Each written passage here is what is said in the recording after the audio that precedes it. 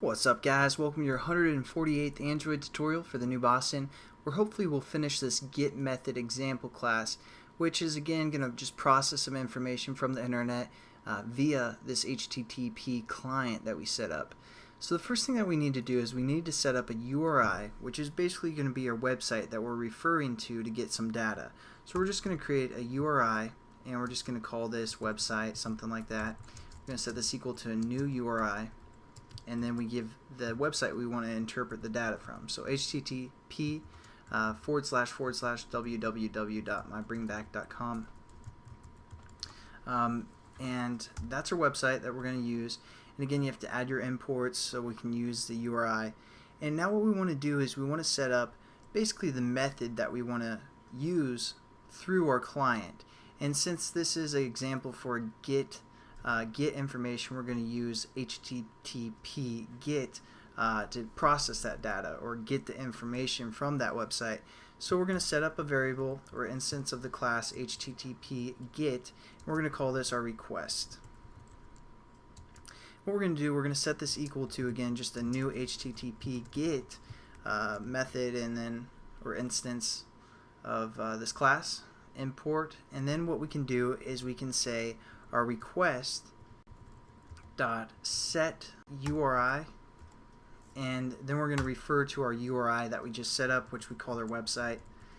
And now we're going to use the get method with the set URI, again just from mybringback.com. Now what we're going to do is we're going to set up basically the information that we're getting from the website, and that's going to be our response.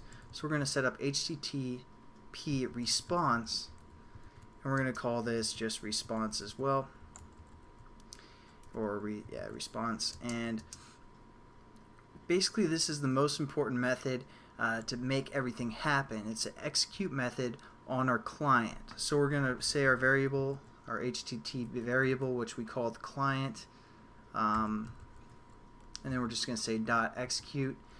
As you can see, it takes within its parameters basically a get method, which we called request. And again, we set up our website connected to our request or get method, and that's what we're going to actually request. So we're just going to say request like that, and then add our imports again, and everything's good to go. So now that we've set up our method to kind of achieve some of that data, we want to make it readable, or we need to convert it into a string, and that's why we set up this buffered reader. That's going to allow us to read some of the information that we're getting. So we're going to set our buffered reader, which we called in, is equal to a new buffered reader, and it takes within its parameters an input stream. So we're going to have to create a new input stream reader, and within its parameters we're just going to get our response that we sent out. So we're going to say our response, and then we can get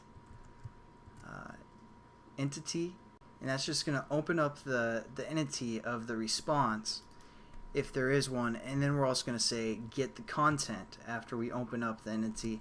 And there we go, we've set up our buffered reader, and again we just import our input stream reader as well. And it looks like we're probably going to run out of time for this tutorial, so it'll probably be one more tutorial before we finish up this method.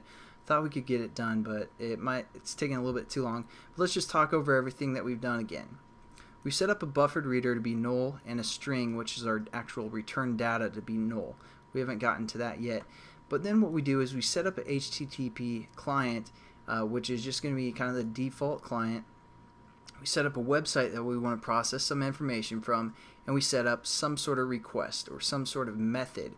And since we're just trying to get the data, we're going to use the HTTP get. There's also a put. There's also like a post method that you can use, but right now we're just working with the get method. Then once we set up our request, which again is just our get method, we're going to set the URI to our website, and then we're going to try and execute everything. So we're going to refer to our client, and we're going to execute the request that we set up, and then we need some way to read it. So we're going to set up a buffered reader, which is going to take an input stream reader, which is basically converting this to input stream. and I have one extra parentheses there, so just delete that.